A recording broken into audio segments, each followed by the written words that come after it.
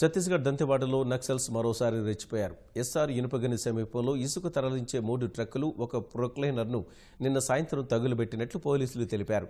ఈ వాహనాలు ఓ ప్రైవేటు గుత్తేదారుడివి కాగా ఈ దుశ్చర్యలో 50 మంది నక్సల్స్ పాల్గొన్నట్లు పోలీసులు వెల్లడించారు.